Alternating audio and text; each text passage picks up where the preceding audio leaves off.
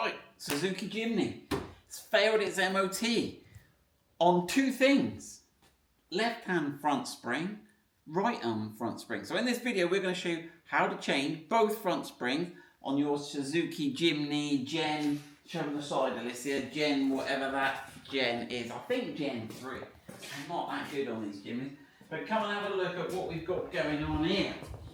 So, the spring is broken. Oh, if you come to the left side of me. The spring is broken. Can you see, if I point it out, can you see that crack there, Alicia? Is that on the camera? Yeah. Yeah, so it's just broken right at the bottom. So we're going to show you how to do that. So what we're going to have to do is, so we've got it jacked up, supported on axle stands underneath the chassis, just behind the radius arms.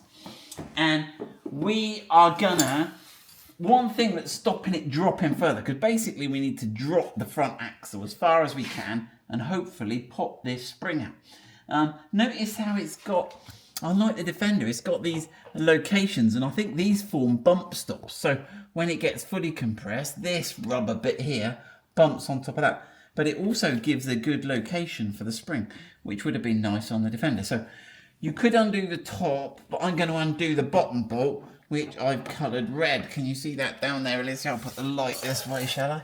There we go. Right, so 17mm socket on a load of extenders. And if you turn the steering wheel, you should be able to get this on here. Ooh. Right, I'll leave you to do the filming, Alicia. You got all that? Yep. Right, so, and then if we get the 17mm on the back, okay, I've loosened this already, but you can take off that one, that's the flange nut. Right, and then if you just keep winding it, you can normally wind the bolt out just on the thread.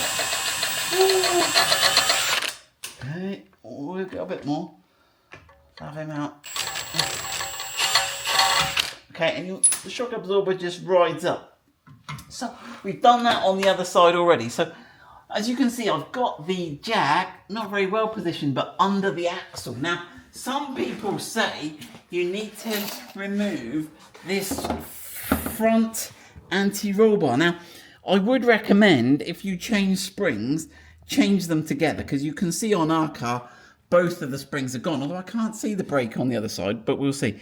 So let's see, if you just undo the two shock absorbers, what is locating this axle from going down? Let me see if you watch there, Alicia. Let me, does the axle start to fall some more? Yeah. How low will it go? Well, that sounds like something's coming loose, Alicia. How's it looking? It does look lower. It does look lower. Can we get these springs out now? Oh, they're not. Oh yeah, look, that's starting to get loose. So am I getting it lower? Do I need to? These do look stretched, don't they? These front links here. So I think we're going to have to take those off as well. So let me see which one's going to be easier to take off. Probably this one. Right. So I think that's a 15mm. And I've got a 14mm spanner on the back. We'll have a look. Well, that might be 14 on the front. Ugh, maybe not. Yeah, I can feel it. It's coming. Now we'll have to do one or both of them. I think we'll have to do both sides. We gave it a clean. We gave the end of the thread a clean, and we put some WD-40 on it. So trying to load the dice in our favour. Right. Okay. Right. Let's see if we can. How much leverage have we got on that? How much movement have we got on that? To get that out. Let's give it a little. There you go. Oh yes, there's enough movement to get that out of the way. Right, so I'll do that on the other side. Let's see if we can drop the axle then. Right. So we've loosened both of those. So let's see now how far we can get if we lower that axle.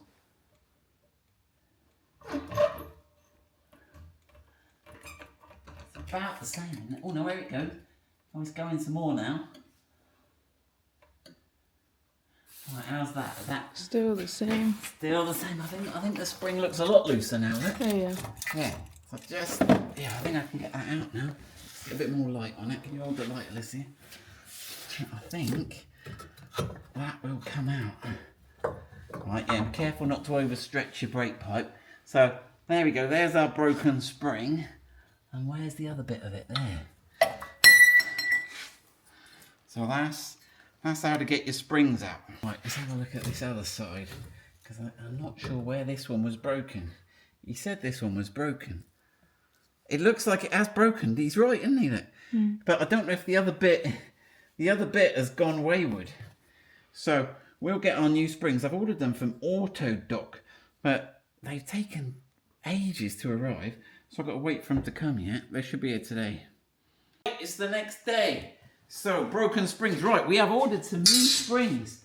Next day from Eurocar Parts. So, Autodoc have let us down. I ordered them before I went on my holiday to San Francisco.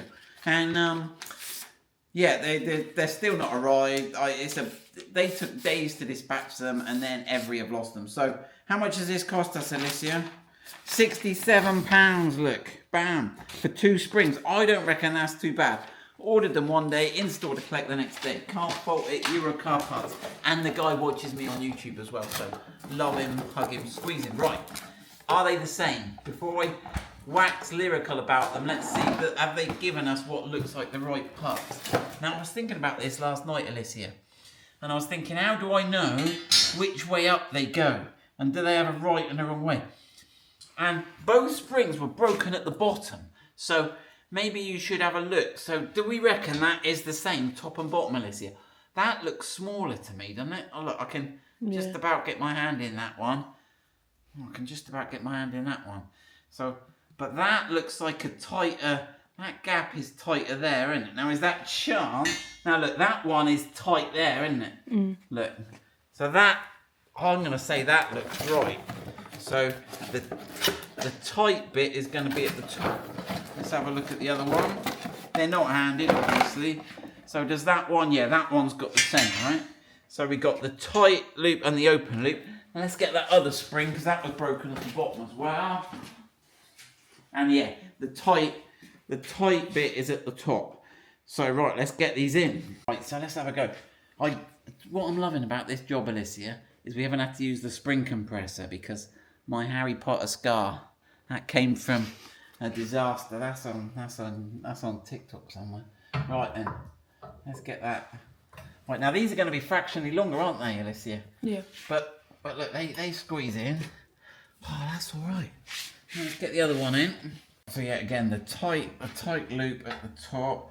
Careful with those brake pipes. I think that jack might have sunk overnight. Right.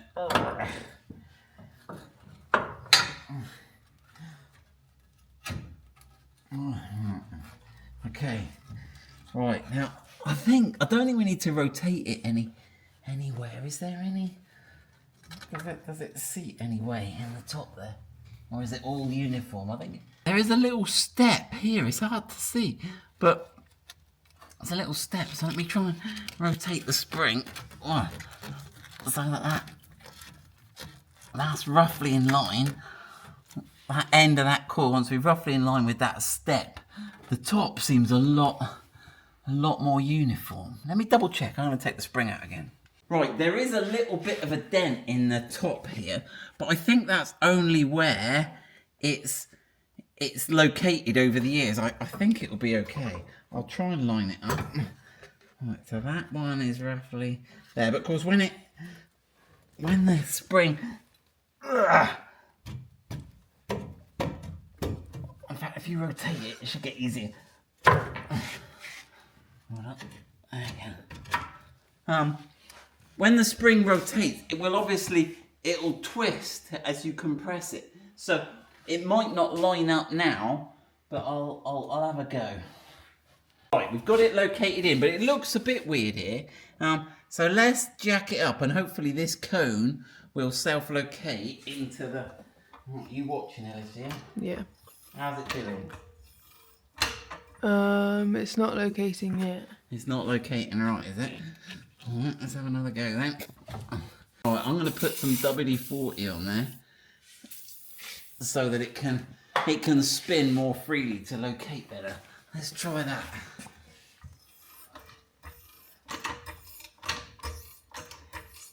going? No.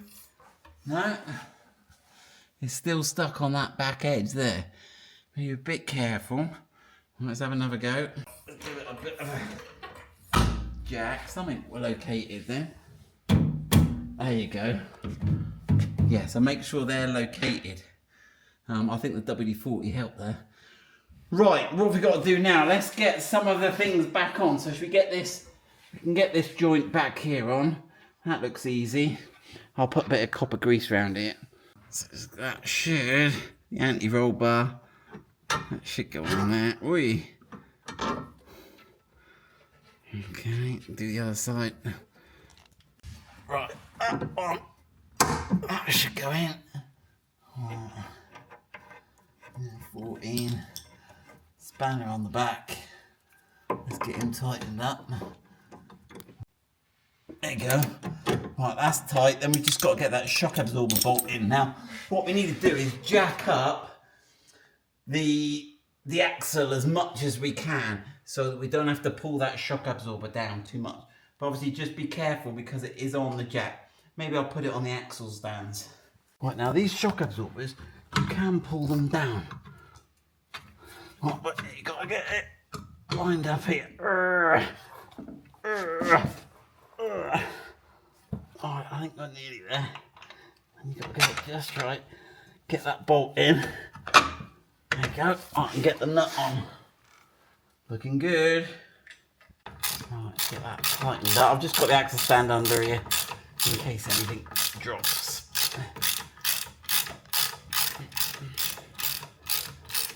Right, it's all down. It's all springy. Let's get this up for the MOT and see if it passes the MOT.